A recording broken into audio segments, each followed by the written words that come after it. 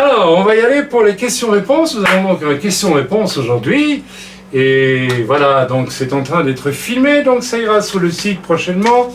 Rassurez-vous pour le culte de Shabbat dernier, donc Fabio me dit qu'il y aura un petit retard à cause de problèmes techniques. Alors, ils sont où mes questions? Ah, mes questions sont là, pardonnez-moi. Donc, on va y aller pour les questions, il y en a quand même pas mal.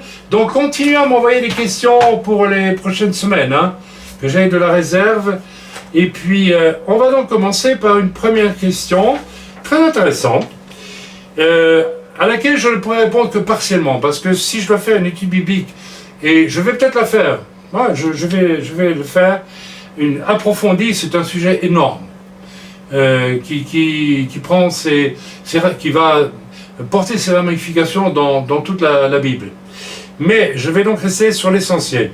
La question de Fabio. Fabio, c'est toi, le premier. J'aurais une question sur un passage d'Ésaïe 22, verset 22. Alors, je cite le passage. Pardonnez-moi, je bois un petit peu.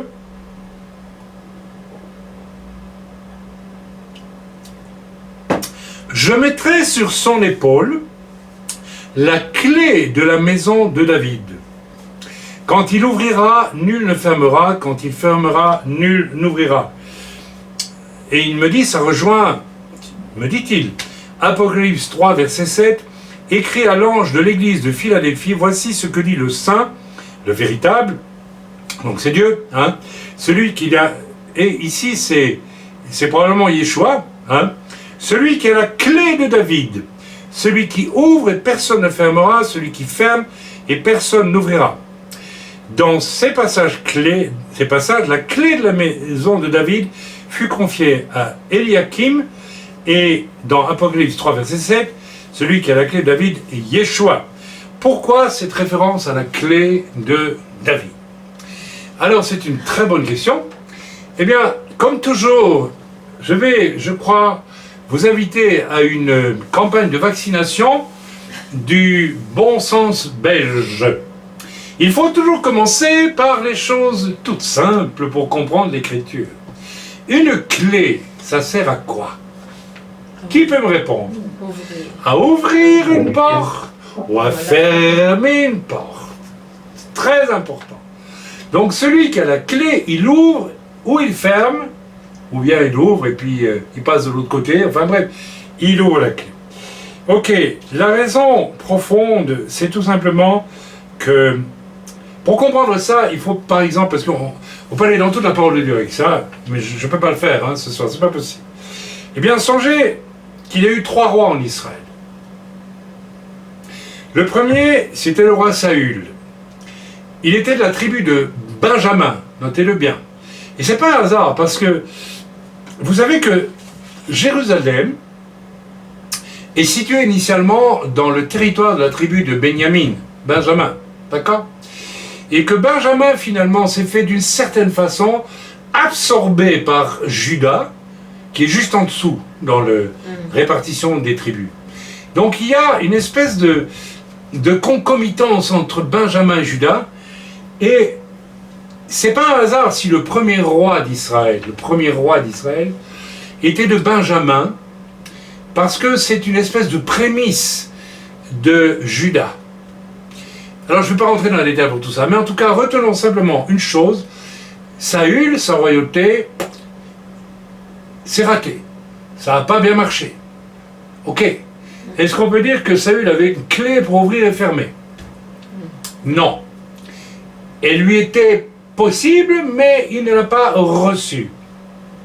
Parce que, en réalité, celui qui reçoit la clé de David, il reçoit une autorité particulière.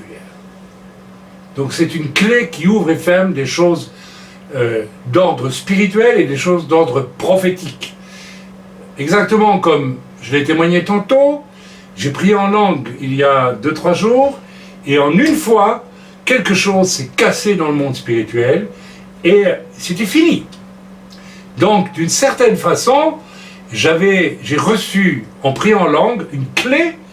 Oui, une clé. La clé de David n'est pas réservée qu'à ces personnages-là, en réalité. C'est tout ce qui donne autorité. Tout ce qui donne autorité, et particulièrement autorité. Ok. Nous voyons qu'il y a un deuxième roi en Israël qui a été ok, même s'il a été imparfait. Il a été agréé par Dieu. C'était un homme de foi, un homme de consécration, malgré sa faiblesse avec la femme d'Uri. C'est un homme de victoire, et un homme de royauté vraiment réussi. Ok? Il est un type du Messie, et il est de la tribu de Juda. Ceci est important, parce que si nous lisons, tu peux me donner une Bible s'il te plaît, ma chère femme, et la chercher en Genèse 49 verset 8, nous voyons qu'il y a une bénédiction d'autorité particulière sur Juda. Donc, Saul était de Benjamin, il n'était pas de Juda. Et ici, David est de Juda, et il est le seul des trois rois, parce que son fils Salomon, ça va être un ratage aussi. Vous connaissez l'histoire de Salomon. Il commence bien, mais il finit mal. Or, c'est plus important de commencer peut-être pas très bien, mais de finir bien, que de finir mal quand on a commencé bien. Il commence très bien, Salomon, mais il finit très mal. Alors, Genèse, lisons la bénédiction de David, n'est-ce pas, la bénédiction sur Juda. Donc, David était de la tribu de Juda. Yeshua est aussi de la tribu de Juda. Yeshua n'est pas de la tribu de Lévi. Il a Lévi aussi dans son ascendant, donc il a les deux. Il a le sacerdoce et l'autorité. Des 12 tribus, la tribu qui a reçu l'autorité royale, c'est Juda. On va le lire, pas les autres. Éphraïm a reçu une autre autorité très particulière.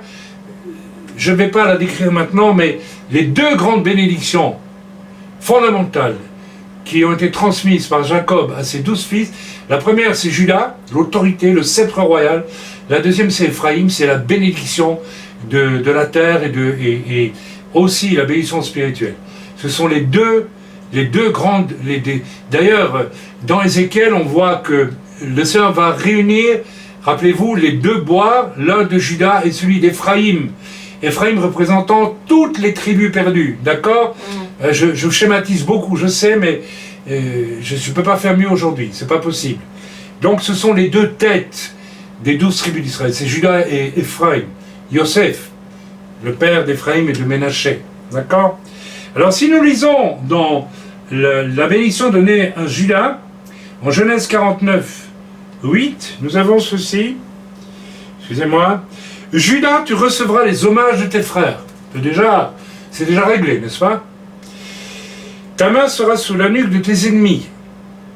Vous savez, d'une manière générale, la majorité des Juifs qui sont rentrés sont de Juda aujourd'hui en Israël. Je ne sais pas si vous avez remarqué, dans toutes les guerres, Juda a mis sa main sous la nuque de tous les Arabes qui ont attaqué. Hein. Clair et net, hein, pas de problème. C'est Juda. Hein. Faire attention, on ne s'attaque pas à Juda, parce que ça, c'est très dangereux. Très, très dangereux. Les fils de ton père se prosterneront devant toi. Vous allez dire tes frères. Juda est un jeune lion. Tu reviens du carnage, mon fils. Il ploie les genoux, il se couche comme un lion, comme une lionne qui le fera lever. Ça veut dire, oh là là, tu veux donner des ordres à Juda, tu vas voir ce qui va t'arriver. Alors l'Église qui a voulu remplacer Israël, donc Juda, d'une manière générale, bon, elle n'est pas parvenue à faire se lever Juda pour qu'il dise Amen. Non, il y a une force incroyable dans Juda. Verset 10, le sceptre ne s'éloignera point de Juda. L'autorité royale, ni le bâton souverain d'entre ses pieds, alors écoutez bien, jusqu'à ce que vienne le Shiloh. Le Shiloh, ça veut dire la semence. En hébreu, hybride, Shiloh, c'est semence. C'est le germe du Messie, c'est le Messie lui-même. Donc Juda a une autorité jusqu'à la venue du Messie. Ça veut dire que le reste de Juda qui sera sauvé au moment du retour du Seigneur, et tous les descendants de Juda qui ont été enlevés parce qu'ils seront dans l'Église, reviendront sur terre, et c'est eux qui auront les premiers l'autorité autour du Seigneur Yeshua sur cette terre. Les premiers ministres, alors ça répond déjà partiellement à une question d'Arnaud, oubliez complètement le système des gouvernements de la terre aujourd'hui, ils vont disparaître totalement. J'y viendrai en répondant à la question d'Arnaud tantôt. Donc voilà, donc nous avons là, David descend de Juda, et David a donc reçu une clé pour ouvrir et pour fermer. D'accord? Son descendant direct le plus évident, c'est Yeshua, qui a reçu aussi la clé. Alors, on voit que, n'est-ce pas, j'aurais une question dans Ésaïe. Donc, il s'agit dans Ésaïe 22, verset 22, d'un passage, d'une promesse qui est donnée. Je mettrai sur son épaule la clé de la maison de David. Donc ça, c'est pour Eliakim. Alors, j'ai pas le temps d'aller voir, ou plutôt parce que j'ai dû me presser pour beaucoup de choses aujourd'hui, je me demande pardon. Donc, Eliakim était un personnage particulier. Peut-être on peut aller voir ça dans Ésaïe 22, verset 22, rapidement, et voir pourquoi, qu'est-ce qui a fait que Dieu lui a donné à lui. Il devait être de la tribu de Juda, j'en suis presque certain. Alors nous allons voir dans Ésaïe combien? 22, verset 22. Prenez votre Bible et cherchez avec moi aussi, ne soyez pas passifs, hein, s'il vous plaît. Puis je vais me tourner vers la caméra parce que j'ai l'habitude de vous parler à vous. Et puis les gens qui me suivent après, eh bien, ne comprennent peut-être pas que je ne regarde pas. Alors je regarde désormais la caméra. Je vous dis au revoir à tous sur Skype et je regarde la caméra. Donc 22, verset 22. Alors, j'appellerai mon serviteur Eliakim, fils de Hilkija. Alors j'essaie de voir un peu plus haut rapidement. Je ne sais pas si Hilkija est de Juda ou pas. Jérusalem. Qu'as-tu donc que ton peuple monte sur les toits, ville bruyante, pleine de tumulte, si tes joyeuses, tes morts ne paieront pas. Il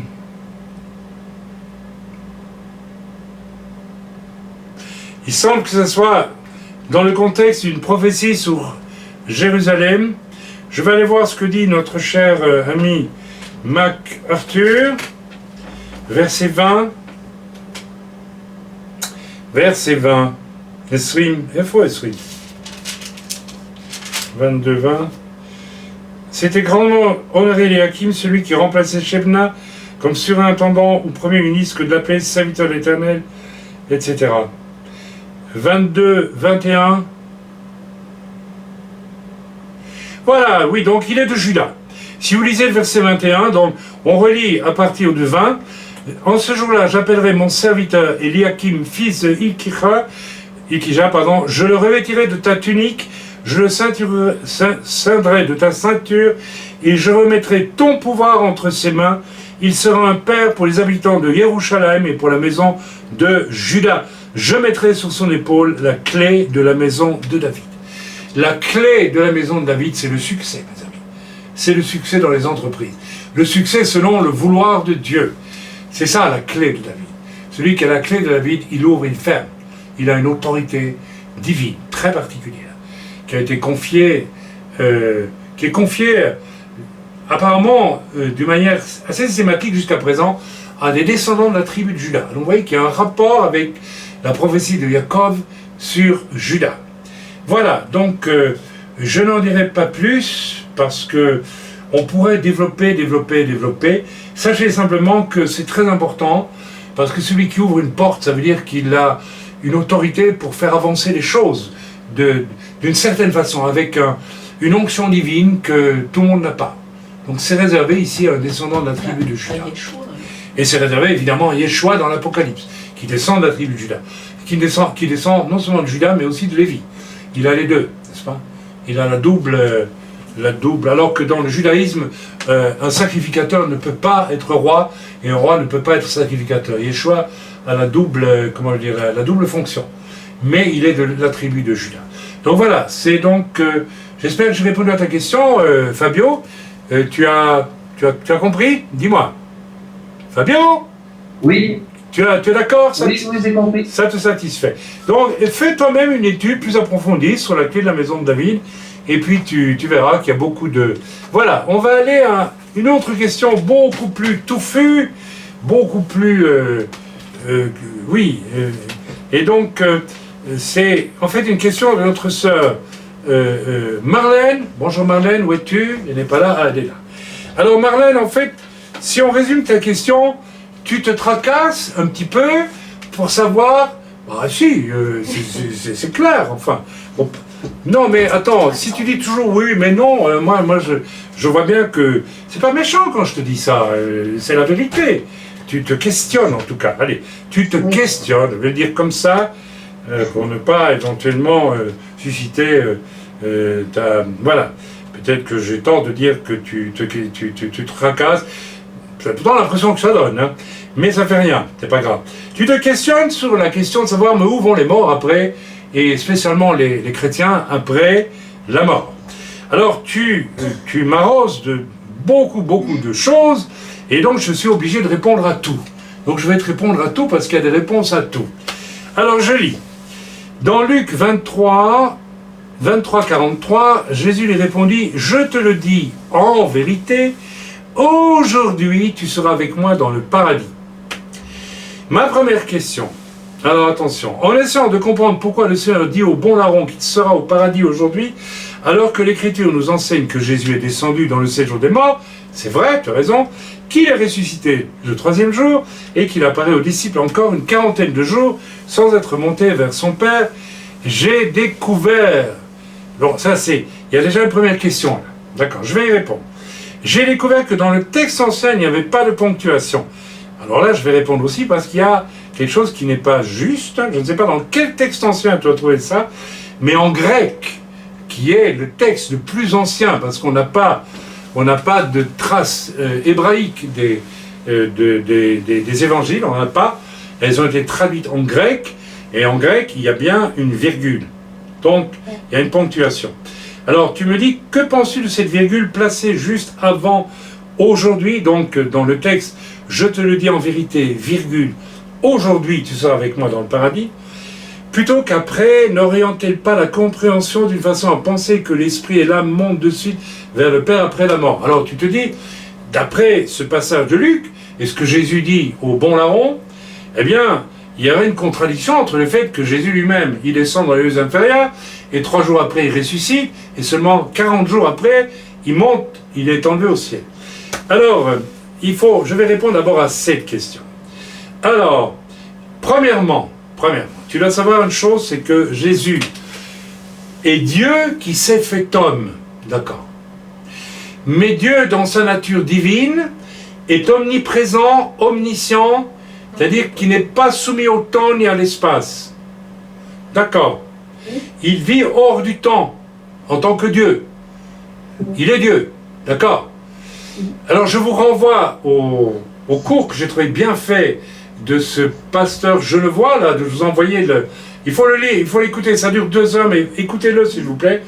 Bon, c'est un pur goy, hein, il n'est pas juif du tout, mais il est allé lire Boyarin, que je vous recommande de lire depuis des années, et que vous ne lisez peut-être pas, et vous avez tort, et il donne une magnifique approche de la divinité de Jésus en tant que fils. Il en parle très bien.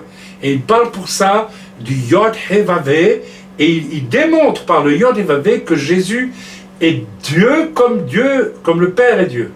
Il aurait pu ajouter le Saint-Esprit, il ne l'a pas fait, il s'est contenté de Jésus. Allez écouter ça, c'est très important. Donc Jésus est Dieu qui se fait homme. Quand Jésus est crucifié, il est crucifié en tant qu'homme. Il souffre en tant qu'homme. Il accepte ce qu'il vit en tant que Dieu, mais est-ce qu'on peut dire que c'est très délicat? Il y a une souffrance dans le cœur de Dieu de voir Jésus crucifié, mais Jésus reste Dieu, il reste Dieu. Donc, lorsqu'il dit aux brigands sur la croix, en vérité, le en vérité ici, ça correspond à une espèce d'amen. C'est amen. C'est amen en fait. Le sens profond en grec et en hébreu de vérité, c'est amen. Non, c'est émet en hébreu, mais en grec, c'est amen aussi, c'est amen. Donc il lui dit, je te le dis, amen. Aujourd'hui, tu seras avec moi dans le paradis. Qu'est-ce que ça veut dire? Eh bien, ça veut dire une chose toute simple. Très simple. Comment est-ce qu'il peut être dans le paradis avec Jésus? Ben parce que Jésus est Dieu. Et dans sa divinité, il est partout.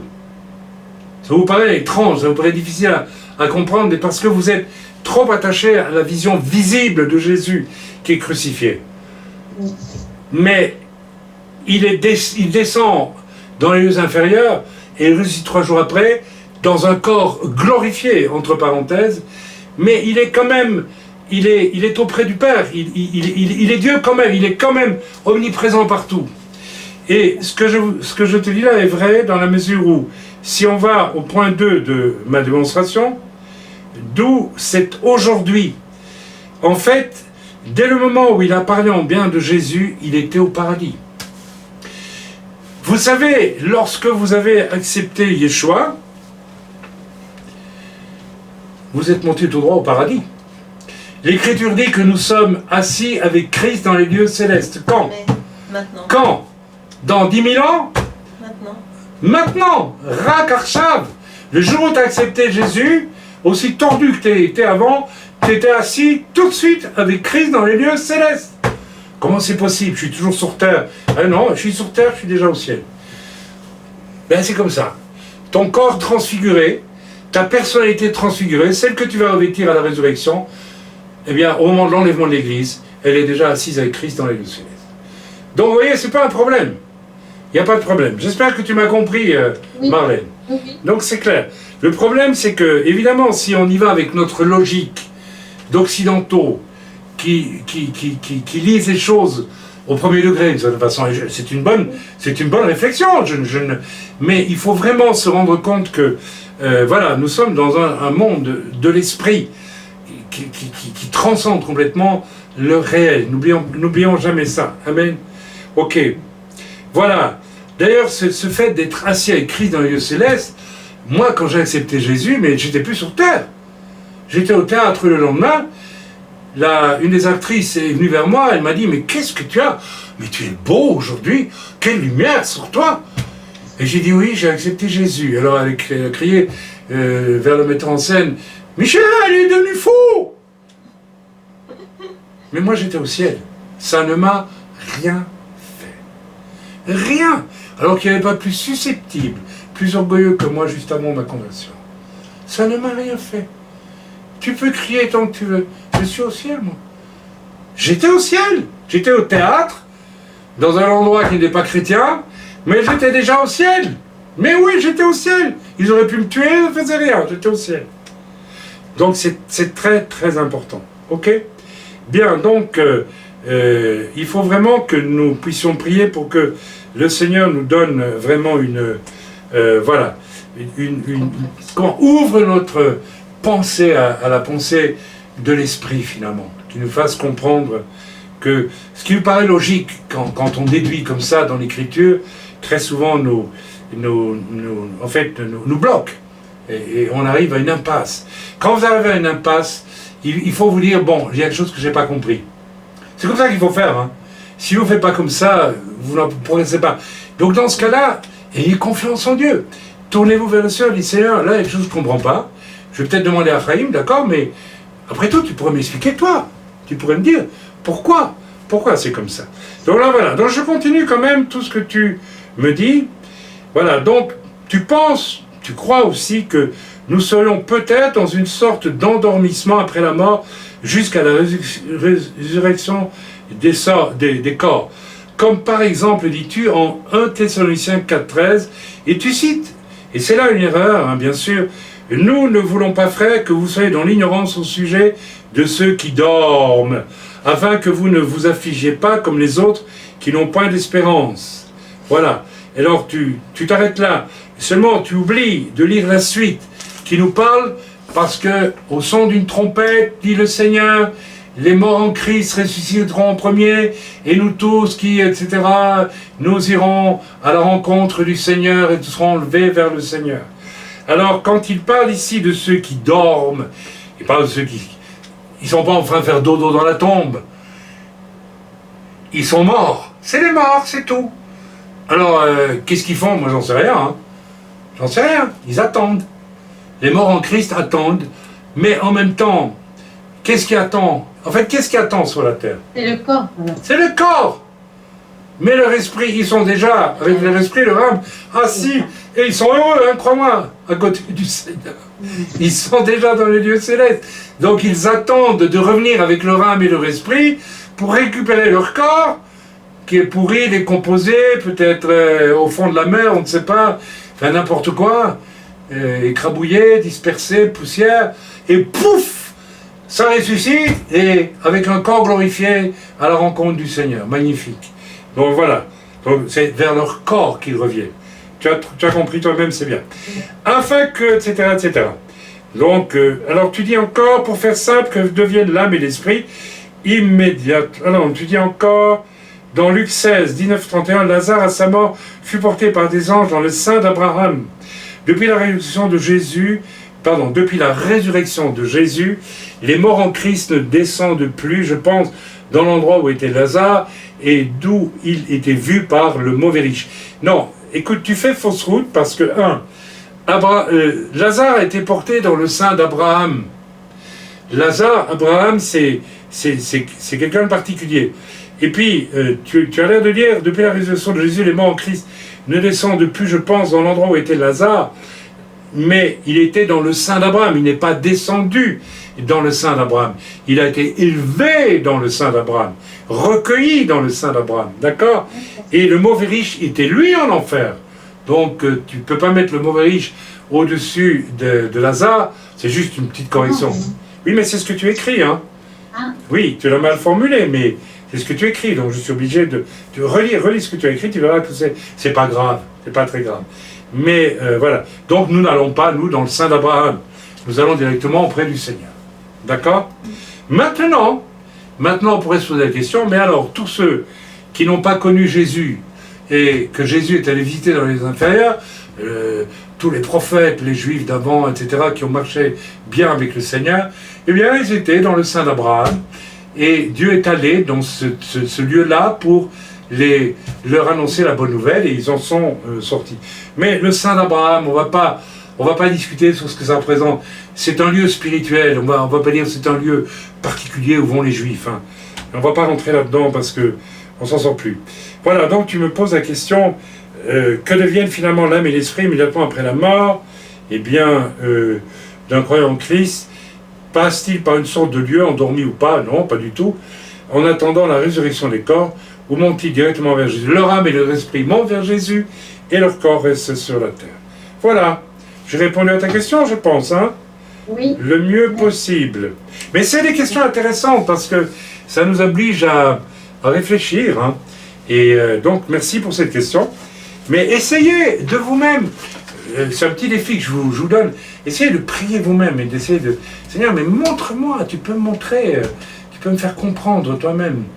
Vous savez, il n'y a pas besoin d'avoir fait une école biblique pour comprendre ces choses. Avec l'Esprit de Dieu, on y arrive facilement. Enfin, facilement. Bon, je sais bien, hein, moi, j'ai quand même 36 ans derrière moi, où j'ai un peu l'habitude. Alors, nous en arrivons à une question très intéressante aussi, de Chantal Chevrolet. Bonjour Chantal, comment vas-tu? Ça va? Elle va bien. Je bois un petit coup. À ta santé, ma soeur.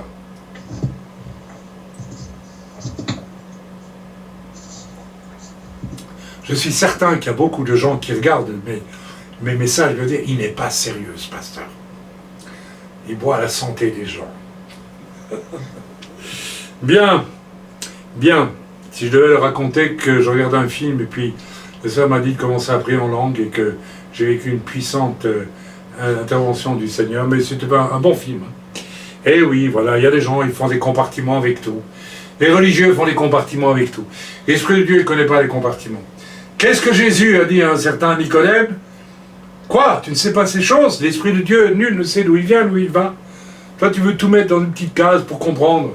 Mais laisse-toi porter par le vent du Seigneur, par l'Esprit. Le Seigneur est venu pour nous libérer, pas nous enfermer dans des petites cases. Soyez libres. N'ayez pas peur de la liberté en Christ. Alors, cher Chaim, merci de commencer par cher Chaim, c'est toujours agréable de le lire. Ça veut dire que tu me portes une certaine affection fraternelle. J'allais dire sœur-ternelle, mais ça n'existe pas. Hein. Bien. Tout d'abord, j'espère, etc., etc. Voici ma question dans 1 Corinthiens 11, verset 4. Il est écrit, tout homme qui prie ou qui prophétise la tête couverte déshonore son chef. Alors pourquoi les Juifs ont tous la tête couverte par une kippa? Et sous-entendu, et toi aussi, Chaim, et parfois d'autres. Eh bien, c'est une très bonne question. Tu aurais pu l'ajouter, ça ne m'aurait pas dérangé. Hein. puisque je la mets aussi. Je ne l'ai pas aujourd'hui. Elle est virtuelle. Que signifie la kippa pour les juifs? Je mets pas grand-chose en réalité. Je m'excuse de ne pas avoir envoyé la question hier, etc., etc., etc., etc. Voilà. Alors, la tête couverte. Il faut d'abord réfléchir sur ce que signifie d'avoir la tête couverte. Dans l'Ancienne Alliance, je vais parler d'un autre voile.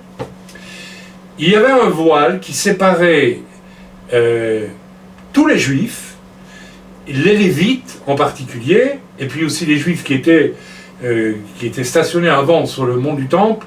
Vous savez, il y avait le parvis des femmes, le parvis des hommes. Avant ça, il y avait le parvis d'accès aux non-juifs, qui ne pouvaient pas franchir une certaine limite. Puis il y avait le parvis des femmes, le parvis des hommes, et puis il y avait des lieux de sacrifice avec les Lévites qui faisaient les sacrifices. Et une fois par an, le Kohen Agadol, le grand souverain sacrificateur, franchissait rentrait dans le dernier espace, là où il y avait l'Aaron Akadosh, l'arche sainte, l'arche d'alliance, et il y déposait du sang, n'est-ce pas, sur le propitiatoire, c'est-à-dire l'endroit où Dieu est censé couvrir les péchés d'Israël, les pardonner, et couvrir en tout cas. Bien, cet endroit-là, seul le souverain sacrificateur pouvait y entrer. On lui attachait une corde ou une chaîne au pied, parce que si par malheur il n'était pas en ordre avec Dieu, et qu'il rentrait là, il tombait mort. Et s'il tombait mort, on entendait boum patatras, et les Lévites devaient le tirer à travers, par-dessous. Donc c'était vraiment le voile qui séparait le Kedoshim, le lieu très saint, au reste du temple, était vraiment un voile de séparation. Il faut se rappeler d'une chose, c'est qu'au moment où Yeshua est mort sur la croix, rappelez-vous, vous l'avez lu dans la Brit Hadasha, le voile du temple s'est déchiré en deux. C'est-à-dire que l'accès a été ouvert pour tout le monde, donc c'est incroyablement significatif. Maintenant, pourquoi les Juifs orthodoxes aujourd'hui encore, et à l'époque de Yeshua l'a fait lui-même, se couvrait-il la tête quand il priait? Bien tout simplement parce que Dieu leur a demandé, parce que vous pouvez me prier, mais sachez que vous n'êtes pas saint, parfaitement saint. Donc, je veux que vous soyez par humilité, par respect pour moi, et par crainte de moi, vous soyez couverts. Parce que je sais de quoi vous êtes capables. Il parle des hommes en général, hein, pas spécialement des Israélites. Mais vous vous couvrez la tête. C'est une façon aussi de reconnaître que c'est pas encore fait pour vous, hein, c'est pas parfait. Et c'est pourquoi Paul dira, ensuite, dans la dimension du voile qui est ouvert, et donc du fait que nous ne devons plus nous couvrir la tête comme... Alors, je n'ai pas mon talit ici, mais si je vous donne un talit, vous verrez, quand vous voyez les Juifs qui prient au mur, ils mettent le talit sur la tête. Quand le Juif entre à la synagogue, il fait une prière, autrement il ne vient pas prier. D'accord? Ils sont toujours dans cette dimension-là. Alors Paul, qui est juif, mais qui fait partie du peuple de l'Église, dit, nous ne devons plus nous couvrir, puisque nous déshonorons à ce moment-là Dieu qui nous a rendus purs, complètement purs. Ça veut dire que le Juif qui vit selon la loi ne peut pas déclarer parfaitement pur. Bien sûr, c'est pas possible, puisque la loi nous juge en fait. C'est Paul qui développe ça beaucoup. Vous n'avez qu'à relire Paul. Lisez Paul, il faut le lire beaucoup. C'est parfois un peu ardu, mais il faut le lire. Donc, c'est clair que le croyant, qui soit juif messianique ou chrétien aujourd'hui, s'il se couvre la tête, c'est une façon de dire à Dieu, ce que tu as fait n'est pas parfait, donc je suis toujours en train de me couvrir la tête. Ah ben oui, il déshonore son chef. La femme qui prie, la tête non couverte, déshonore son chef, c'est-à-dire l'époux, et puis Jésus aussi, et puis Dieu finalement. Mais, alors c'est très mystérieux, pourquoi la femme reste couverte? Eh bien, mais enfin bon, on ne va pas rentrer dans le schéma de la femme maintenant. Donc, alors, est-ce que maintenant, le fait de mettre une kippa va couvrir, est-ce que je me couvre toute la tête avec une kippa? Non. Non, j'en mets une là-bas, c'est tout. Donc c'est pas du tout se couvrir la tête. Alors quelle est la valeur de la kippa? Elle est nulle. Ça n'existe pas, c'est pas marqué dans la Torah d'être une kippa. Alors, on connaît pas très bien l'origine de la kippa. Certains vont jusqu'à dire, donc du temps de Jésus, on ne portait pas de kippa. Et il est probable que jusqu'à l'an 400 à peu près, les Juifs ne mettaient pas de kippa. Il semblerait, c'est pas sûr, hein, que cela, pendant la période de domination grecque, donc Alexandre le Grand, hein, ces périodes où les Grecs contrôlaient Israël. D'ailleurs, en parenthèse, nous allons fêter Hanouka dans quelques jours. Hein, rappelez-vous, la fête de Hanouka, c'est la fête des Lumières, et ça date de l'époque où les Grecs dominaient Israël et voulaient que les Juifs ne circoncisent plus, ne pratiquent plus le sacrifice des porcs, etc., etc. Donc, la révolte des Asmonéens, hein, qui ont fait que, voilà, on a trouvé une fiole, une toute petite fiole, il restait très peu d'huile. Enfin, vous connaissez l'histoire, je ne vais pas vous la raconter maintenant, je crois que tout le monde connaît, n'est-ce pas, Hanouka maintenant, on sait ce que c'est. Donc, il semblerait que ce soit à cette époque que les Grecs sont venus avec cette petite calotte sur la tête, peut-être des commerçants, on ne sait pas trop, et puis les Juifs ont pris, parce qu'il y a eu une influence grecque. Vous savez, tous les peuples qui ont contrôlé Israël, Israël a résisté contre les peuples, mais il y a eu aussi toute une frange d'Israël qui a pactisé plus ou moins avec les occupants. Oui, il faut le dire. Vous savez, quand Hérode a reconstruit le temple à Jérusalem, c'était le temple des Juifs, eh bien, pour ne pas trop vexer les Romains, il a fait installer les aigles romaines dans le temple juif. Eh bien oui, il y a toujours eu des petits aménagements avec les occupants, parce que, voilà, il fallait, et puis peut-être aussi parce qu'on voulait se faire ami avec eux, parce qu'on commerçait avec eux, ceci ou ça. Je ne dis pas que ça a été le cas de la majorité des Hébreux qui vivent en Israël, mais il y a quand même eu toujours ce... Donc cette kippa, quelle est sa valeur aujourd'hui? Ben, aucune. La seule valeur qu'elle a, c'est que, et moi je l'accepte, c'est une façon de dire je fais partie du peuple d'Israël. C'est tout. Ça n'a pas d'autre signification que ça, et nous ne devons pas lui donner une autre signification. Alors, on la met ou on la met pas. C'est kiff-kiff pour moi.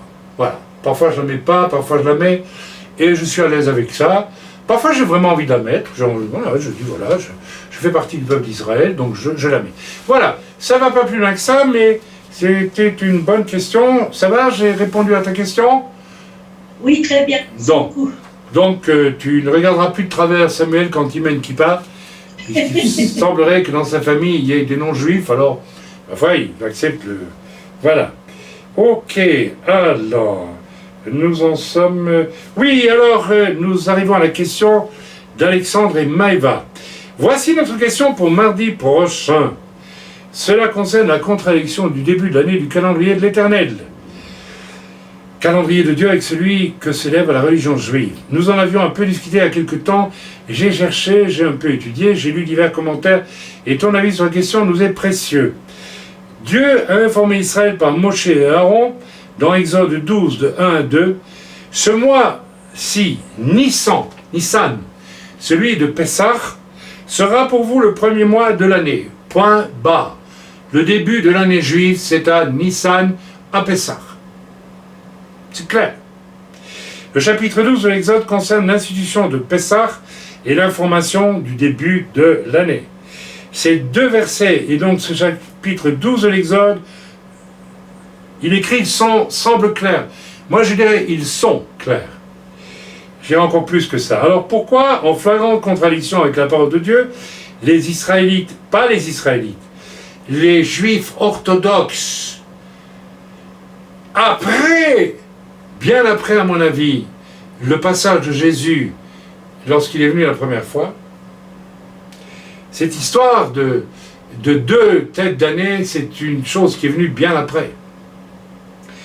Suivant la tradition rabbinique, pourquoi célèbre-t-on comme premier mois de l'année le mois de Tishri, qui est en fait le 7e mois, faisant passer la fête de Shofarot, des trompettes, à Rosh Hashanah, tête de l'année, déréglant aussi le calendrier de l'Éternel, avec, me semble-t-il, une inconscience, et tu as raison, étonnante, surtout pour ceux qui, comme Maëva et moi, lisons et commençons à étudier la Bible. Alors tu ajoutes certains récits ici et là, attention, parce que les récits ici et là moi je veux des références claires. Font mention du début de l'année dans le mois de Tishri, et cite notamment Ézéchiel 41.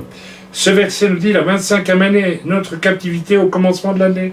Le 10e jour du mois, 14 ans après la ruine de la ville, en ce jour, etc., me transporta dans un pays d'Israël. Voilà. Alors tu me dis, ce changement viendrait-il du traité de Rosh Hashanah, qui est le 8e de l'ordre Moed dans la Mishnah et dans le Talmud. Ouh là là, qui sont malheureusement beaucoup plus étudiés aujourd'hui dans les synagogues et les yeshivas plus que n'est étudié le Tanakh. Alors, je vais te donner ma réponse. Il y a un commencement d'année, c'est Pessah. Seulement Pessah. J'ai pris un petit peu, je dis Seigneur, mais pourquoi est-ce que les rabbins orthodoxes, depuis après Jésus, parce que ça doit être après Jésus qu'on a fait ça, à mon avis, il faudrait vérifier, tout à fait, j'ai pas le temps de vérifier.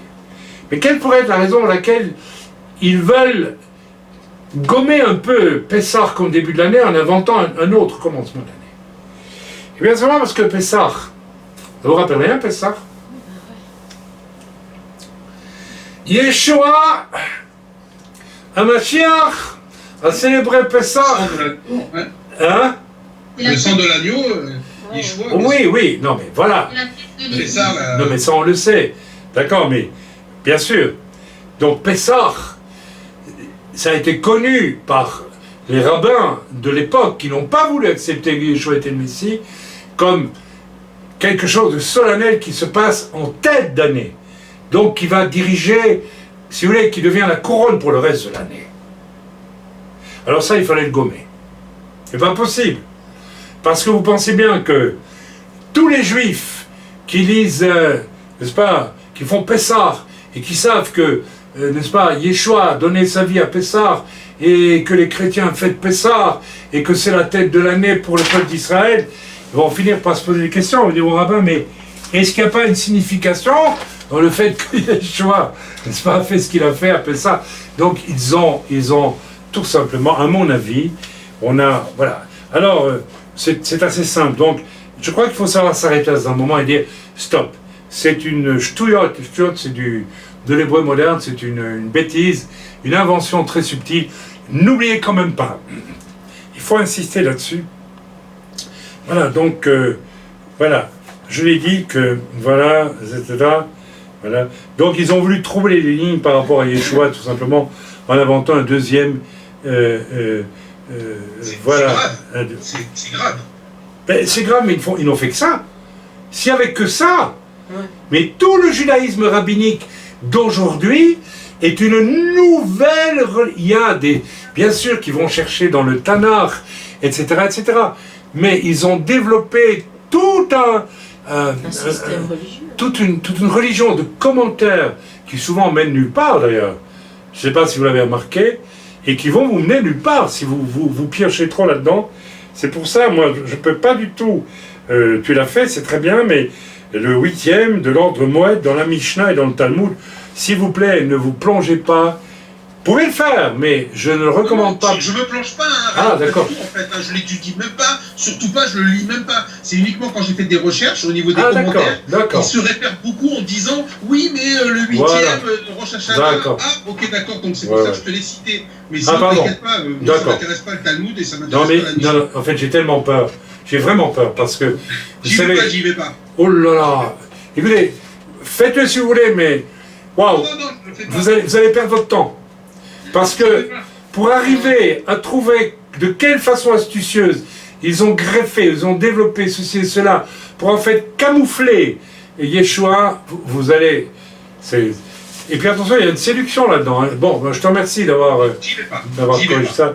Faites attention avec ça parce que... Oulala. Je sais un petit peu ce qu'est la Mishnah et ce qu'est le Talmud, oui, pour pas être idiot, mais je voilà. ne le lis pas. Je ne le lis pas. Ce sont les commentaires, donc voilà. Et donc il faut... Bon, dans les commentaires, il y a pas... Quand vous lisez le Chumash, il y a des commentaires, mais il y a parfois des commentaires qui peuvent nous intéresser. Ils disent pas que des bêtises, hein. Mais, on va dire moitié ch'touillotte, et même plus que moitié en réalité, où ils vous envoient dans des... Et parfois c'est ridicule, il faut bien le dire. Mais c'est franchement parce qu'ils savent pas quoi dire, quoi. Non, mais je suis désolé. Vous savez, quand Paul dit qu'ils ne sont pas intelligents, je m'excuse. Moi, je le dis. C'est peut-être choquant, mais les Juifs sont très intelligents. Ben non, Paul dit, ils manquent d'intelligence. S'ils avaient été intelligents, ils auraient pigé, ils auraient vu, ils auraient... Seulement, voilà. Alors, les premiers qui n'ont pas voulu, peut-être qu'ils étaient intelligents, mais ils savaient trop que ça allait leur faire perdre toutes sortes de prérogatives. Et ils ont induit ensuite le peuple hébreu en erreur. Ils auront des comptes terribles à rendre à Dieu. Terribles. Alors, bon, tant pis si je me fais encore mal voir en disant ce que je dis là, mais c'est la raison pour laquelle je vous recommande vraiment d'aller écouter ce Goy, ce pasteur de Genève que je ne connais pas. Hein. Il m'a même pas l'air d'être rempli du Saint-Esprit, mais sa démonstration est magnifique. Vous savez, il travaille d'après les recherches d'un rabbin orthodoxe d'aujourd'hui, mais qui, lui, ne veut pas se faire piéger dans le dédale de la Mishnah et du Talmud. Il les connaît, hein. Et il dit, mais il faut arrêter de dire des bêtises et de mentir. Donc, je dis que, déjà avant Jésus, dans le judaïsme, il y avait une branche judaïque qui développait l'idée d'un Dieu Père et Fils. Vous vous rendez compte? Alors, évidemment, c'est certainement pas les rabbins orthodoxes aujourd'hui qui vont recommander aux Juifs de lire ça. Hein. Mais néanmoins, c'est écrit, le livre existe. Lisez-le, diffusez-le, donnez-le à vos amis juifs. Dites, non mais attends, ce gars-là, c'est pas n'importe qui, Boyarin, c'est pas un imbécile. C'est un vrai, un docteur de la loi orthodoxe. Quand même pas c'est pas une petite pointure, c'est quelqu'un. Hey, lui-même, il dit qu'il ne va pas jusqu'à se convertir à Jésus, mais c'est très étonnant d'ailleurs. Oui. Peut-être qu'il ne dit pas qu'il le fait, alors qu'au fond de son cœur, il le fait, parce qu'il veut rester parmi les Juifs, peut-être pour les... Parce que là, vous ne vous rendez pas compte, c'est une bombe, ce livre. Dans le monde orthodoxe, je suis sûr, il a dû se faire avoiner par des tonnes de rabbins. Mais t'es fou d'écrire ça, même si c'est vrai, faut pas le dire. Bah oui, évidemment, parce que là, on s'embarque dans une drôle d'affaire. On se rend compte que ce qu'on appelle les chrétiens, c'est rien d'autre que le développement d'une branche du judaïsme de l'époque antécédant à Jésus. Nous sommes très juifs dans l'affaire. Ça dérange. Bon, voilà. Donc, merci, c'est une très bonne question. Mais, évidemment, il n'y a pas de deuxième tête d'année. C'est une magouille pour camoufler un petit peu la... Parce que Pessah, c'est la tête de l'année. Qu'est-ce qui se passe à Pessah? Oh, zut! Les chrétiens, ils ont inventé que Yeshua, il a donné sa vie pour toute l'humanité. Oh là là! On va gommer ça, hein.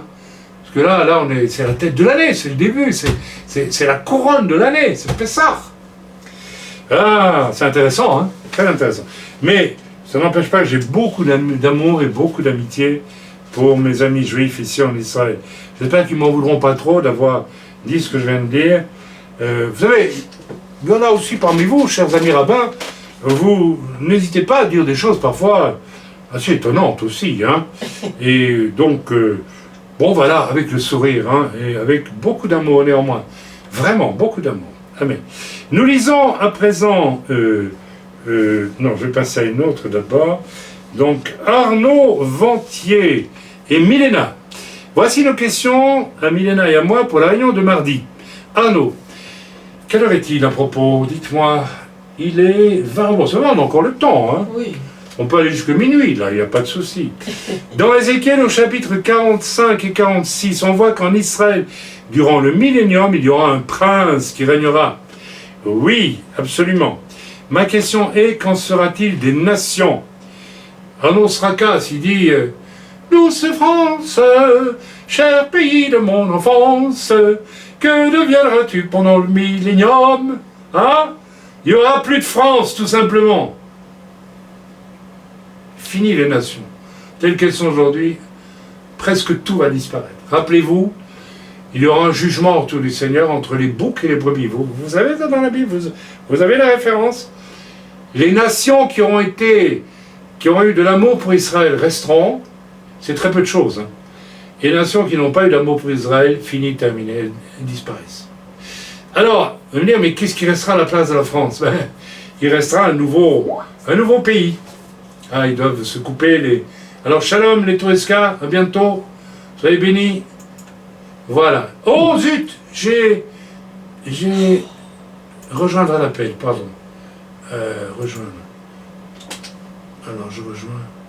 Excusez-moi, j'avais tout coupé sans faire exprès. Donc, voilà. Qu'en sera-t-il des nations? Actuellement, la plupart des gouvernements sont des républiques. Et je me demande si cette forme de gouvernement perdurera durant le millénium, ou est-ce que ce sera des monarchies, ou alors des juges, comme en Israël après l'Exode. Eh bien, rien de tout ça. Parce que si il faut que quand Yeshua revient, on fasse des républiques, les républiques, c'est le moins pire des systèmes, disait Churchill, mais c'est quand même une pourriture. Si vous croyez que les républiques qui sont sur la terre aujourd'hui, d'accord, c'est de la démocratie, regardez, aux États-Unis, on peut dire que c'est une république, quelque part, la France est une république. Vous trouvez que ça marche bien, vous, les républiques? Non, écoutez, donc c'est une question complètement... Je ne comprends pas pourquoi on ne se rend pas compte que, là, franchement, si c'est pour refaire des républiques comme celles qu'on a, mais le Seigneur a beaucoup mieux que ça, infiniment mieux que ça.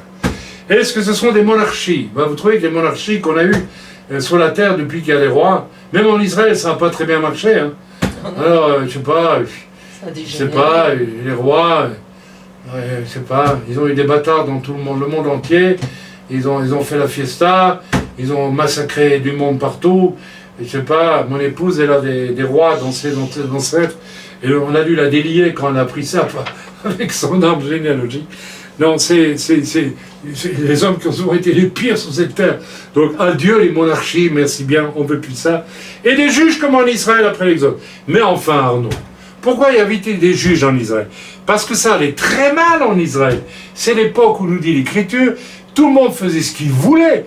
Alors Dieu, il a amené des hommes qu'on appelle des juges pour tenter de colmater les brèches. Donc, c'est pas bon non plus. Tu vas quand même pas nous amener ça pendant le millénium. Il faut que tu ailles relire un peu ta parole. Alors, qu'est-ce qu'il y aura lorsque le Seigneur reviendra? La terre elle-même sera géologiquement bouleversée.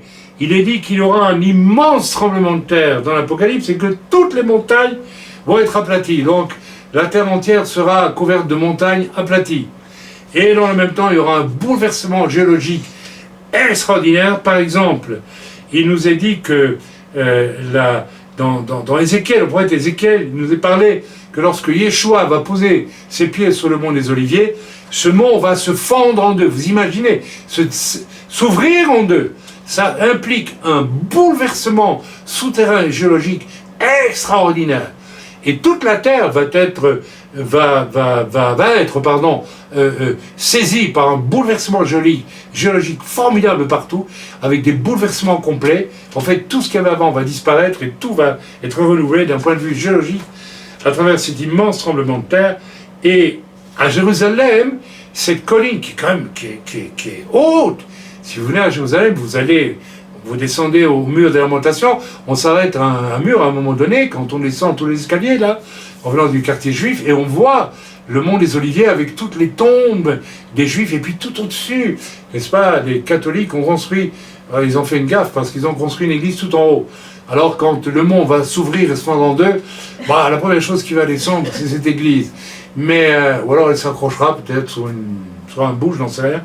Mais imaginez, et l'Écriture nous montre que le lieu du temple va être une montagne qui, elle, va s'élever à je ne sais plus quelle hauteur, mais c'est de l'ordre de 3000 mètres. Oui, c'est dans l'Écriture. C'est tout un... Écoutez le cours du frère Massicotte sur l'Apocalypse, il en parle très bien. Allez le chercher, vous cliquez sur votre YouTube, la soirée de l'Apocalypse par le frère Massicotte.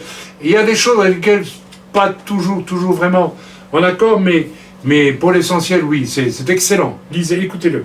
Alors, cette montagne qui va s'élever aura à son sommet une esplanade de 40 km sur 40 km. Ça sera le lieu du temple, du nouveau temple que Dieu va construire lui-même, que Yeshua va faire construire, va amener, et ça sera le lieu où résideront les Lévites, etc., etc. Il y aura donc une transformation déjà géologique formidable, avec une résurrection de la nature absolument exceptionnelle, puisque en fait, d'une certaine façon, le Seigneur nous fera vivre, goûter ce qu'était la terre avant la chute dans l'Éden. Alors, vous pouvez imaginer toutes les transformations. Donc, les systèmes, république, monarchie, ou tout, vous pouvez imaginer, tout ça va disparaître complètement. Alors, qu'est-ce que le Seigneur va mettre à la place? Eh bien, le Seigneur revient du ciel avec son armée, faite des vierges sages, ressuscitées, enlevées à la rencontre du Seigneur, et auquel le Seigneur promet, je schématise, et auquel le Seigneur promet quoi dans l'Écriture? À tel qui a été fidèle, je lui donne 5 villes, à d'autres, je lui donne une ville, etc., etc. Il y aura donc un quartier général politique, mais j'aime pas le mot, mais de gouvernance morale et spirituelle, avec un enseignement de l'Écriture comme jamais, n'est-ce pas, à partir de cette plateforme qui sera très haut dans Jérusalem, et où sera Yeshua, et où seront aussi les endroits où se retrouveront tous ceux qui ont un corps glorifié revenus avec le Seigneur, et qui vont constituer le gouvernement de Christ sur la terre pendant le millénium. Extraordinaire. Voilà. Alors, eh bien, il y aura aussi sur la terre des gens qui seront toujours vivants malgré tout ce qui va se passer avant le retour du Seigneur, d'autres qui vont naître, donc se côtoieront des gens avec un corps glorifié, qui seront des autorités pour le Seigneur Yeshua, chacun ayant une position particulière, et ils auront probablement ce don particulier de voyager dans l'espace spirituellement, comme par exemple Philippe qui voyage à Gaza, comme Jésus qui pourrait traverser les murs, il avait un corps glorifié, et donc ils seront tout à fait capables de prendre des ordres du Seigneur à Yerushalayim, et 15 secondes après de se trouver à Nice, si du moins Nice existe toujours, à ce moment-là, voilà, sans problème, pour aller dire, voilà, il faut faire ça, il faut faire ça, il faut faire ça, et obéissez s'il vous plaît, et puis les gens, voilà, nous allons vivre cette aventure incroyable qu'a vécu Jésus sur la terre.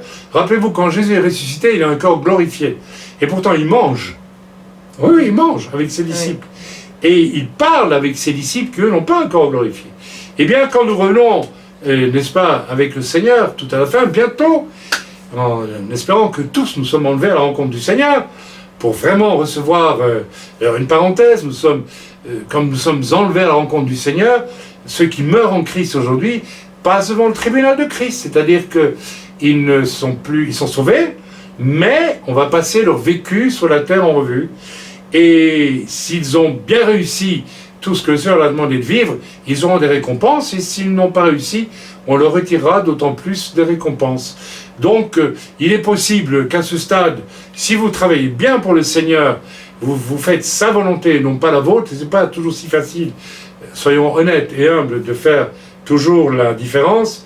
Il y a beaucoup de pièges, on échappe aux pièges au fur et à mesure qu'on grandit avec le Seigneur. Eh bien, nous avons potentiellement pas mal de récompenses, mais peut-être que nous n'en aurons que très peu, ou bien que nous les aurons presque toutes, ou bien peut-être pas du tout. Ça dépend de nous. Et ces récompenses, ce seront des couronnes. Alors bien sûr, elles ont un sens, ces couronnes. Ça veut dire que quand vous revenez avec le Seigneur, vous avez vos couronnes. Alors ces couronnes, si vous en avez 5, ça peut peut-être vouloir dire que vous dirigez 5 villes, ou que vous dirigez un pays tout entier, je ne sais pas, etc., etc. Donc voilà le type de gouvernement. Si vous voulez avoir une idée de ce que sera ce gouvernement sur la terre, j'ai déjà prêché souvent là-dessus. C'est pour ça la question d'Arnaud m'étonne un peu, parce que j'ai prêché 2 ou 3 fois déjà là-dessus dans le passé, et il faudrait essayer de mémoriser. D'ailleurs, j'ai une nouvelle à vous annoncer. C'est voilà, donc Ésaïe 35, 32, 1. Tu peux me passer, ma chérie, s'il te plaît? Donc je vais vous le lire. C'est un passage qui m'a sauté aux yeux il y a des années et des années. Alors le roi régnera sur l'injustice. Le roi, c'est Yeshua. Et les princes gouverneront avec droiture. Les princes, eh bien, c'est l'état-major royal de Yeshua. Ça peut être vous, ça peut être n'importe lequel d'entre nous, nous ne savons pas. À condition que... Vous savez, on a un peu l'erreur de croire que les grands serviteurs de Dieu seront nécessairement les gens qui auront les plus grandes couronnes. C'est pas aussi évident que ça. Une fois que nous serons arrivés auprès du Seigneur, quand nous serons enlevés, nous aurons une telle révélation de la gloire de Dieu que nous aurons tous la connaissance de tout, en fait. Oui, oui, absolument. Mais ceux qui auront le privilège d'avoir des couronnes, parce qu'ils auront vraiment obéi au Seigneur, recevront une autorité à côté du Seigneur plus grande sur la terre. Donc ça peut être n'importe lequel d'entre vous. Vous m'avez suivi, vous m'avez compris? Vous avez peut-être beaucoup de connaissances aujourd'hui, mais c'est pas pour ça que vous aurez une couronne. N'est-ce pas? Parce que tout le monde, une fois qu'on est enlevé, on est mixé dans la gloire de Dieu, et l'Écriture dit que viendra alors le temps où plus personne n'enseignera personne. C'est très intéressant. Donc le gouvernement de Christ va être un gouvernement sur la terre qui va reconstruire la terre et la diriger pour en faire un Éden finalement. Alors il est dit ici, verset 2, « Chacun d'eux sera comme un abri contre le vent et un refuge contre la tempête, comme des courants d'eau dans un lieu desséché, comme l'ombre d'un grand rocher dans une terre altérée. » C'est d'une beauté et d'une profondeur. Donc tous les princes seront comme un abri. Et il n'y aura plus de rois ou de princes qui abuseront. Ils seront comme une protection pour les gens sur cette terre. Ils seront un courant d'eau dans un lieu desséché. Ils abreuveront par leur seule présence. Ils abreuveront de la vie de l'esprit des gens. Extraordinaire. Vous voyez des présidents de république ou des rois comme ça aujourd'hui, vous voyez les yeux, ils seront comme l'ombre d'un grand rocher dans une terre altérée. Vous avez une figure de ces hommes et de ces femmes qui seront, n'est-ce pas, d'une humilité exceptionnelle parce qu'ils ne feront que répercuter la pensée de Jésus sur cette terre. Alors ce temps béni viendra où, comme Jésus disait, étant sur terre, je ne fais rien d'autre que ce que je dois faire par mon Père. Les élus de Dieu qui seront sur la terre, qui dirigeront la terre avec le Seigneur à cette époque, ne feront rien d'autre que ce qu'ils verront faire et dire par Yeshua, qui lui ne fait rien d'autre que ce qu'il va faire par le Père. Vous imaginez quel temps béni nous allons vivre? Amen. Comme l'ombre. Ensuite, les yeux de ceux qui voient ne seront plus bouchés, et les oreilles de ceux qui entendent seront attentives. Le cœur des hommes légers sera intelligent pour comprendre, et la langue de ceux qui balbutient parlera vite et nettement. On ne donnera plus à l'insensé le nom de noble. Alors c'est fini la République, c'est fini la royauté. Ah oui, quand le président de la République Chirac est mort, oh là là, on a fait « Oh !» Mais moi je sais pas, j'ai découvert qu'il c'était une bonne fourchette peut-être, mais qui trompait sa femme comme c'est pas permis. Hein. Voilà, bon. Oh, on a fait un grand enterrement, une célébrité. Ni au fourbe celui de Mayanim. Ah oui, on ne donnera plus au nom de... C'est fini, les rois qui, par leur autorité, sont Mayanim, mais en fait sont hypocrites. Ils font... magouille, ne tentez plus. Enfin bon, voilà. Vous pouvez lire tout le reste du passage dans Ésaïe, chez vous à la maison, et vous allez vous régaler. Donc voilà les qualités, n'est-ce pas, des... Pardonnez-moi, je ramasse mes feuilles qui sont tombées. Les qualités des hommes et des femmes qui seront des hommes. Alors on ne va pas rentrer dans le débat, y aura-t-il des femmes? Bien sûr que les femmes seront... Vous savez, ma femme, elle participe de mon ministère. Hein. Sans elle, j'ai la moitié en moins. Alors on ne va pas lancer ce débat sur les femmes aujourd'hui. Mais bien sûr que vous êtes utile, que vous êtes nécessaire, vous êtes essentiel. D'accord, mais chacun à sa place. Bien, j'espère que j'ai répondu à la question d'Arnaud. Il n'est pas là pour me le dire, mais je suppose qu'il sera content de la réponse. Maintenant, Milena, je me demande, dans Ézéchiel 44, 19, lorsqu'ils sortirent pour aller dans le parvis extérieur vers le peuple, elle parle ici des Lévites, hein, ils ôteront les vêtements avec lesquels ils font le service et les déposeront dans les chambres du sanctuaire. Ils en mettront d'autres afin de ne pas sanctifier le peuple par leurs vêtements. Pourquoi les sacrificateurs, demande Milena, les Lévites, fils de Tsadok, ne doivent-ils pas sanctifier le peuple par leurs vêtements de service? C'est une bonne question. Mais la réponse, elle est tout simplement, n'est-ce pas, qu'on ne mélange pas le sacré et le profane. Vous avez lu dans l'Écriture cet étrange commandement, je crois que c'est Jésus qui l'a donné, ne jetez pas les perles au pourceau. C'est curieux quand même. On pourrait se dire au contraire, si on rencontre des gens complètement dézingués du point de vue du péché, on va leur parler des merveilles de Dieu. Eh bien non, Jésus dit, ne leur parlez pas des merveilles du royaume. Ne leur parlez pas, ne jetez pas les perles au pourceau. Pourquoi? Parce que si vous jetez des perles au pourceau, faites l'expérience. Prenez le collier de perles de votre grand-mère et allez donner à manger à des pourceaux, vous verrez ce qu'il en restera quand il aura fini de marcher dessus. Bon. Nous avons tous vécu, je l'espère du moins, parce que ce serait embarrassant si vous n'avez jamais vécu ça. Lorsque vous parlez à un vrai païen, que vous lui témoignez, il y a un moment donné où l'esprit en vous dit ne va pas plus loin. Tu vas donner des choses merveilleuses à quelqu'un qui va s'en moquer, qui va le mépriser, qui va le fouler aux pieds. Vous voyez, donc il y a toujours une espèce de distance à tenir entre le sacré et le profane. Et c'est tout simplement ça la raison, Milena. Donc, voilà, Dieu sépare le sacré du profane. Tout simplement, s'ils avaient mis leurs vêtements sacerdotaux pour quitter l'endroit du temple et aller faire leur commission, n'est-ce pas, au magasin avec les autres juifs, il y aurait eu quelque chose qui ne collait pas. Il y a quelque chose qui ne va pas. Ce costume-là avait été désigné par Dieu de façon très précise. N'oublie pas que le lin dont ils étaient revêtus était symbolique de pureté. Tu ne vas pas avec ça dans le monde. Donc c'est là. Alors quand il dit que le sacrificateur ne va pas sanctifier le peuple par leurs vêtements, c'est-à-dire que tu ne vas pas aller mêler du sacré avec du profane. Tu ne peux pas sanctifier le peuple avec ces choses-là. C'est de toute façon impossible. J'espère que je me suis fait comprendre. Dis-moi, Milena, hein? Mais c'est une bonne question. C'est une bonne question. Et voilà, donc j'y ai répondu. Alors maintenant, nous avons à notre chère sœur qui est au Portugal, toujours. Je ne sais pas s'ils sont là, je ne les vois pas. Oui, ils sont là. Ah, vous êtes là. Comment ça va au Portugal? Ça va, ça va. Ça va, ça va.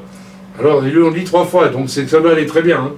Je bois un petit coup et puis je vais lire la question de Priscilla.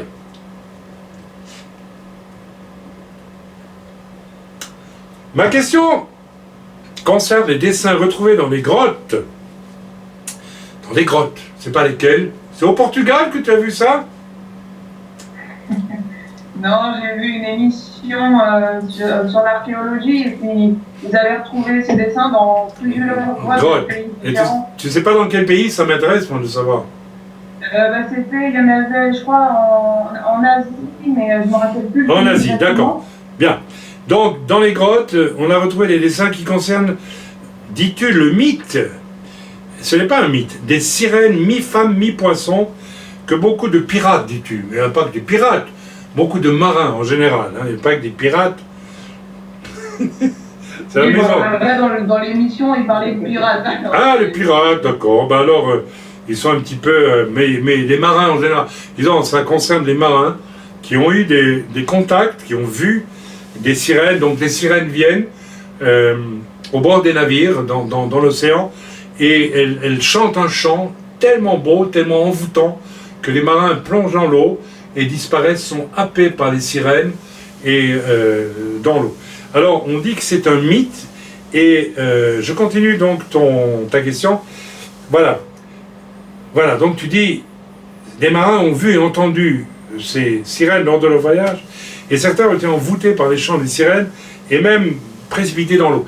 Alors non, ce n'est pas un mythe, c'est une... Alors tu dis, est-ce qu'il s'agit des sirènes des eaux, donc ce qu'on appelle les mamiwata en Afrique, dont tu as parlé lors d'une étude biblique, ou est-ce autre chose? Non, c'est la même chose. Donc ce principe de sirènes, de créatures, évidemment, on les représente comme des femmes avec un corps de poisson. Donc le dessus, c'est une femme. En fait, c'est une image. Je ne crois pas que les marins aient vu des êtres comme ça. Quoique le diable peut tout faire. Hein. Mais ce qui se cache derrière, c'est quelque chose qui appartient au monde du Léviathan, au monde des ténèbres dans l'eau. Pour ceux qui ont lu mon livre sur les proclamations qui ont été faites, donc le dernier c'est Keila, chapitre 2, vous rappelez, lorsque je suis allé en Écosse, nous avons fait une proclamation particulière et cela a bloqué spirituellement le passage des démons qui sont dans l'eau. Il y a un monde démoniaque dans l'eau qui est très important, qui circule dans l'eau. Et si vous vous rappelez mon témoignage lorsque j'étais en Afrique, j'ai été en contact avec une sirène des eaux. Bon, je vais raconter rapidement, pour que il faut que je témoigne. Donc ça existe bel et bien. Donc c'est pas un mythe, c'est une réalité. Alors, qu'est-ce qui se passe? J'étais donc à Lomé et le pasteur qui m'hébergeait, donc je prêchais dans toutes les églises, enfin pas toutes, mais plusieurs églises du Togo, et les assemblées de Dieu. Et le pasteur était à l'enterrement de son père, donc j'étais seul avec son épouse, ses filles et une ou deux personnes, des hommes qui travaillaient là. Et j'attendais le retour du pasteur, et c'était un samedi, et le dimanche je devais aller prêcher dans l'église, puisque bon, ils font le culte le dimanche.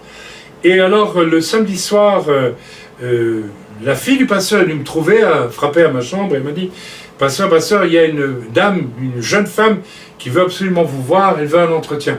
Et immédiatement, j'étais mal à l'aise, je dis: mais normalement, il devait prendre rendez-vous. Il ne pouvait pas venir comme ça. Le protocole africain ne permet pas que vous veniez comme ça demander un rendez-vous. Il faut téléphoner au pasteur, il faut s'inscrire, etc. Et c'est le protocole africain. Donc j'étais déjà un peu troublé par le fait qu'elle vienne comme ça. Et je lui ai dit: écoute, non, non, parce que c'est pas prévu dans le programme, il y a quelque chose de bizarre derrière tout ça. Dis-lui qu'elle s'inscrive auprès du pasteur et je la verrai la semaine prochaine. Et elle retourne, elle lui parle, et puis elle revient, Darda, elle dit: oh, vous savez, non, elle insiste beaucoup, elle veut absolument vous voir, c'est urgent. Je dis: bon, d'accord, ok, c'est qu'il y a vraiment un problème urgent. Alors j'accepte, et je viens dans le salon, et elle est assise devant moi, et c'est une chrétienne avec une Bible sous le bras, s'il vous plaît.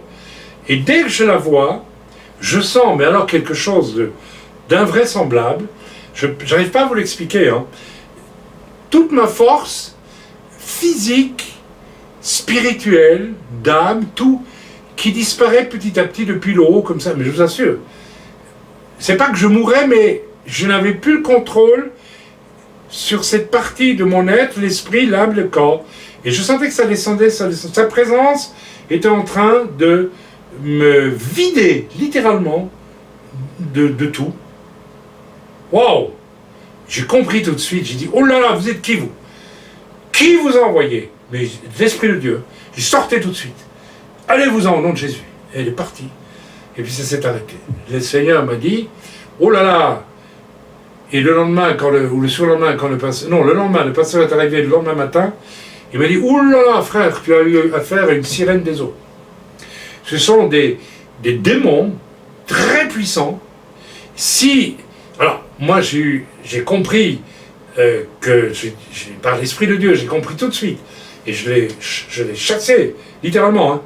Et je n'ai pas été... Mais il m'a dit: si tu n'avais pas réagi, si tu n'avais pas été un vrai chrétien, elle t'aurait vidé de tout, elle t'emmenait par le bout du nez avec elle, elle t'emmenait au bord du fleuve, tu plongeais dans le fleuve avec elle, et ton corps devenait un truc dont les démons se servent dans l'eau.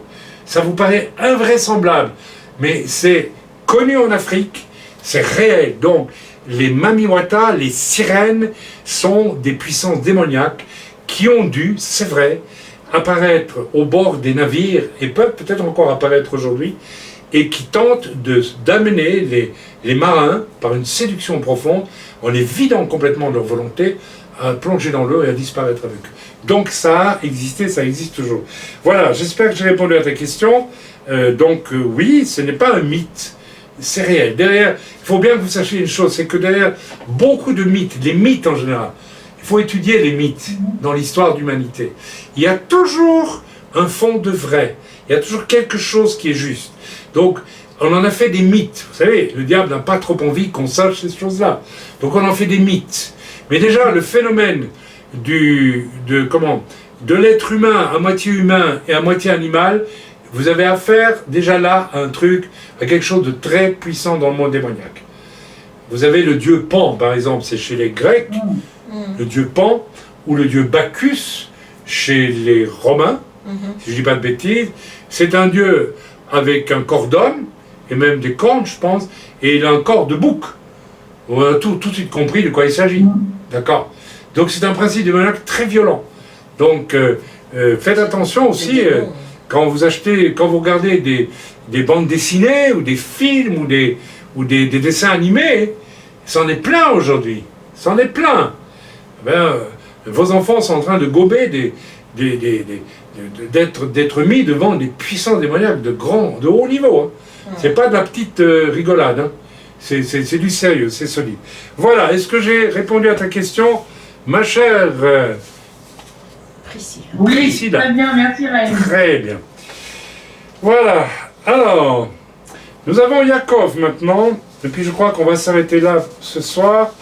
Nous aurons encore Elisheva, elle veut bien patienter, et puis nous aurons aussi une simple question de notre sœur, mais nous la prendrons la semaine prochaine, ou bien une semaine plus tard après, de Daniel Ventier. Tu ne m'en veux pas, Daniel? Non, pas du tout. Pas du tout. Non, pas du tout. Parce que tu me fais 2 pages, et en fait ta question se résume en une ligne. Alors, mais c'est pas grave, hein, c'est pas grave. Mais bon, je vais, il y a aussi Elisheva, qui a l'habitude de jouer le... Poulidor, vous savez, Poulidor, celui qui arrivait toujours derrière le premier. Donc, la voiture balai, d'accord. Mais j'y viendrai. Alors, cher Chaim, Yaakov Bowman, qu'est-ce qui nous envoie ce cher Yaakov? Nous savons par les 3 versets suivants que l'antéchrist qui doit venir, il met l'antichrist. Ne dites pas l'antéchrist. L'antéchrist, c'est peut-être pas complètement... Non. C'est celui qui est avant Christ, anté. N'est-ce pas? Ça veut dire avant. Anti, c'est contre. Je préfère l'anti. Qui doit venir profanera le temple, qui devra donc être reconstruit quand il régnera. Ken. Daniel 9, verset 27. Il fera une solide alliance avec plusieurs pour une semaine et durant la moitié de la semaine. Donc, pour une semaine, c'est-à-dire 7 ans, et durant la moitié des 7 ans, 3 ans et demi. Il fera cesser le sacrifice et l'offrande. Le dévastateur commettra les choses les plus abominables, c'est l'antéchrist, hein, jusqu'à ce que la ruine et ce qui a été résolu fondent sur le dévastateur, c'est-à-dire l'antéchrist. Matthieu 24, 15, c'est pourquoi lorsque vous verrez l'abomination de la désolation dont a parlé le prophète Daniel établi en lieu saint, que celui qui lit fasse attention. Et enfin, 2 Thessaloniciens 2, 4, l'adversaire qui s'élève au-dessus de tout et qu'on appelle Dieu, c'est l'antéchrist bien sûr, ou de ce qu'on adore, jusqu'à s'asseoir dans le temple de Dieu, se proclamant lui-même Dieu. L'antéchrist, me dis-tu, Yaakov, sera-t-il celui qui construira le 3e temple? Pas vraiment, je vais y venir. Ainsi, il y contribuera, ça c'est sûr. Ainsi les Juifs, en tout cas il sera pour, parce qu'il en a besoin pour s'y asseoir et pour se proclamer Dieu lui-même. Donc il va encourager la chose. Ainsi les Juifs penseront qu'il est le Messie, ce qui est vrai, ils vont le penser, voilà. Alors ceux qui suivent l'enseignement de Maïmonide pensent que le 3e temple sera construit par un Messie humain. Alors tu mets ça au rencard, ça c'est des commentaires de... Bien sûr que les Juifs pensent que celui qui va reconstruire le temple est le Messie. Mais nous savons, nous, qu'il s'agit de l'Antéchrist, qui se fera passer pour le Messie. Donc, je réponds à tes questions.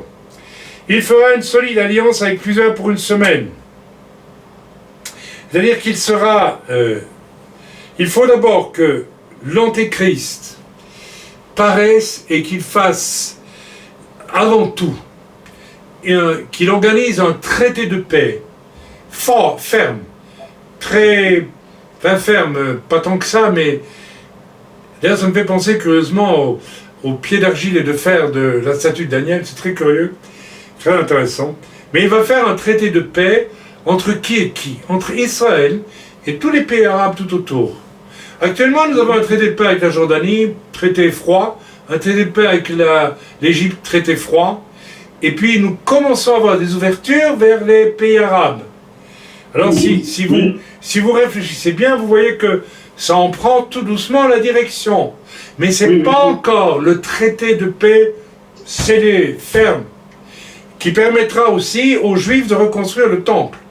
Donc il y a encore des étapes à franchir. Bien que on voit que dans le monde arabe, il y a de plus en plus des Arabes qui s'en fichent des Palestiniens parce qu'ils savent très bien qu'on n'en sortira jamais avec eux.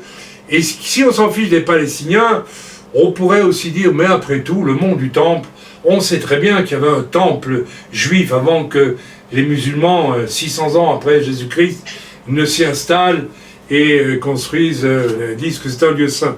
Donc tout doucement, le monde arabe se dirige vers le fait, non seulement d'avoir une paix avec Israël, mais solide cette fois, et le fait qu'Israël puisse reconstruire le monde du temple. Lorsque vous verrez, écoutez bien ce que je dis, c'est Massicotte qui développe ça dans son cours sur l'Apocalypse, et je pense qu'il a absolument raison. Ça ne sert à rien d'essayer de savoir qui est l'Antéchrist aujourd'hui. Vous savez, on pourrait penser que Trump est l'Antéchrist, hein, parce qu'il est en train de conduire Israël, il reconnaît Israël, il est favorable. L'Antéchrist va se présenter comme favorable à Israël. Et favorable au peuple arabe, il va les unir, il va les chouchouter, il va les bichonner, il va dire c'est bien, vous allez vous entendre, on va vraiment s'entendre, c'est formidable ce qu'on va faire, vous allez voir. On peut avoir l'impression que Trump ou même son gendre ne sont pas loin de ça, mais on ne peut pas dire que ni Trump, ni le gendre, ni qui que ce soit est l'Antéchrist. On verra qui est l'Antéchrist le jour où on verra quel est le bonhomme qui va établir ce traité de paix magistral entre Israël et les peuples arabes alentours et qui va ouvrir la possibilité pour les Juifs de reconstruire le temple. L'Antéchrist veut le temple parce qu'il veut s'y asseoir. Donc, voilà. Alors, dans Daniel, il est question, il fera une solide alliance pour une semaine, pour 7 ans. Et durant la moitié de la semaine, donc il va signer un traité, il va faire signer un traité de paix pour 7 ans avec, retenez tout ça, l'homme qui va parvenir à faire ça, on signe un traité de paix pour 7 ans, vous êtes sûr que lui, c'est l'Antéchrist. Il va venir.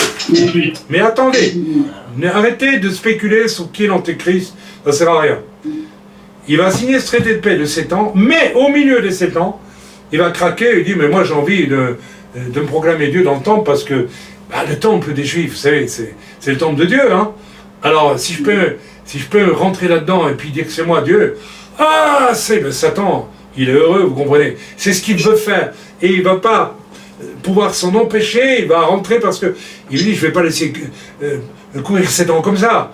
Je ne vais pas attendre que les 7 ans. Donc, au milieu, maintenant que tout le monde est tranquille, tout le monde a vu, les Juifs croient que je suis le Messie, Et il va vouloir se proclamer Dieu parce que Satan veut se proclamer Dieu dans le temple des Juifs. Et là, les Juifs vont comprendre, mais qu'est-ce qu'il fait? De la même façon qu'ils ont dit à Jésus, tu ne peux pas te proclamer Dieu, alors que lui était Dieu. Ils vont dire à celui-ci, il va dire, mais tu te proclames Dieu, mais on te rejette, tu ne peux pas te proclamer Dieu. Donc lui, comme il a initié le traité de paix, qu'il est l'homme possédé par Satan, n'oubliez pas ça, hein. Il va faire quoi? On voit ça dans l'Apocalypse. Il va se retourner contre les Juifs, il va les persécuter, et les chrétiens qui sont sur la terre aussi à ce moment-là, du moins s'il en reste, je ne sais pas, oui, il en reste aussi. Il va les persécuter, et nous avons ce fameux passage de l'Apocalypse, on voit que Israël est porté, c'est pas, comme sur les ailes, dans un lieu désert, où il est gardé, il est protégé, n'est-ce pas? Donc, voilà, j'essaie de répondre le mieux possible à tout. Voilà. Alors, comment il va agir? Eh bien, peut-être qu'il ne va même pas se faire proclamer physiquement Dieu dans le temple, mais peut-être qu'il va proposer un hologramme. Puis, un hologramme de sa personne, dans le Saint des Saints, ou bien quelque chose comme ça, en disant, voilà, je suis Dieu, etc., adorez-moi, etc. Ne soyons pas surpris de ça, parce que, même que dans un premier temps, il pourrait juste proposer, mettez ma photo. Vous savez, c'est quand même moi qui vous ai aidé à construire le temple. On va dire, mais c'est pas possible. Non, rappelez-vous du temps d'Hérode. Hérode a reconstruit le temple de Jérusalem. Il y avait les aigles romaines qui étaient dans le temple. Il ne fallait pas complètement déplaire aux Romains. Donc, jusque-là, l'Antéchrist pourrait aller. Et c'est le moment où il dira, mais vous savez, cette image, c'est Dieu, c'est moi Dieu. C'est là que les choses n'iront plus. Voilà, donc lorsqu'il est question, n'est-ce pas, dans Matthieu 24, 15, quand vous verrez l'abomination de la désolation, ben c'est ça, hein, c'est quand l'Antéchrist se proclame Dieu dans le temple. Voilà, donc, oui, donc, alors, ta question, l'Antéchrist sera-t-il celui qui construira le troisième temple? Non, ce sont les Juifs religieux qui sont prêts à ça d'ailleurs aujourd'hui, puisque l'Institut du Temple à Jérusalem a fabriqué depuis de nombreuses années tous les ustensiles dont on a besoin pour reprendre les sacrifices sur le mont du Temple. Ils ont construit tous les vêtements sacerdotaux du Kohen Agadol, des Kohen Agadol, parce qu'il y en a plusieurs, tous ceux qui descendent d'Aaron, qui ont le gène du Kohen, et tous ceux qui ont les costumes des Lévites, et puis le temple en lui-même, l'argent nécessaire pour la reconstruction du temple, tout est là, on n'attend plus. La menorah coulée n'est-ce pas, comme elle doit être coulée de façon très particulière, selon ce que Dieu a montré à Moshe. Tout ça est prêt, et donc il y a actuellement une pression énorme en Israël pour que, eh bien, même les hommes politiques qui sont de plus en plus de droite quand même en Israël, la droite monte, et la droite religieuse monte beaucoup en Israël, et elle fait de plus en plus pression sur le fait de reprendre le mont du Temple et d'y reconstruire le Temple. Donc ce n'est pas l'Antéchrist, mais l'Antéchrist va être favorable à la reconstruction du Temple. Donc il n'est pas impossible que l'Antéchrist joue un rôle politique très subtil entre Israël et les pays arabes autour pour amener un traité de paix et dire finalement au monde arabe, écoutez, les Juifs vont venir visiter les pays arabes, le commerce va être florissant, vous allez voir, ils vont vous amener leur technologie, c'est magnifique, mais faites un petit effort quand même, vous avez la Mecque, vous avez Médine, rendez-leur le mont du Temple, et puis je crois qu'au fond, il y a dans le monde arabe aujourd'hui cette idée, cette pensée tout doucement qui s'installe. Donc, nous voyons que par là, nous approchons quand même de plus en plus vers ce moment où l'Antéchrist va paraître. Je pense que... alors, voilà, donc j'ai répondu à ta question, je crois, Yaakov, hein? Oui, merci. Voilà, donc, on va s'arrêter là ce soir, à moins que... Allez. Non? Non. On s'arrête là ce soir, d'accord? Il faut pas être trop d'infos, autrement on a une indigestion. Et puis il faut que je récupère tous mes papiers qui sont tombés. Voilà. Bien voilà, écoutez, on en reste là pour ce soir. Et on reprendra ça lors du prochain question-réponse. C'est bien, ça vous a plu, ça vous a intéressé? Oui. On a appris des choses. Hein. Oui. Donc, voilà, c'est moi qui vous remercie. Merci parce que je vois vos sourires et ça me fait vraiment plaisir. Je dis merci à vous tous. Merci pour vos prières, merci pour votre soutien. Merci beaucoup. Donc, s'il vous plaît, commençons à prier aussi. Je ne sais pas si je l'ai dit pour tous ceux qui sont là. Oui, un sujet de prière, donc notre départ. Mais je vais en reparler je vais arrêter l'enregistrement, donc et je reviens vers vous tout de suite. Donc vous attendez une seconde. Et je salue bien sûr tous ceux qui vont venir écouter ce cours sur les questions et réponses. Et comme vous voyez, nous le faisons aussi dans la bonne humeur, malgré les temps difficiles qui sont nous. J'aime beaucoup ce point de vue du frère Massicotte qui dit que l'Apocalypse n'est pas un livre effrayant, c'est un livre réjouissant parce qu'il nous conduit vers une immense délivrance et c'est ça qu'il faut considérer. Amen. Voilà, soyez bénis dans le nom de Yeshua. Amen.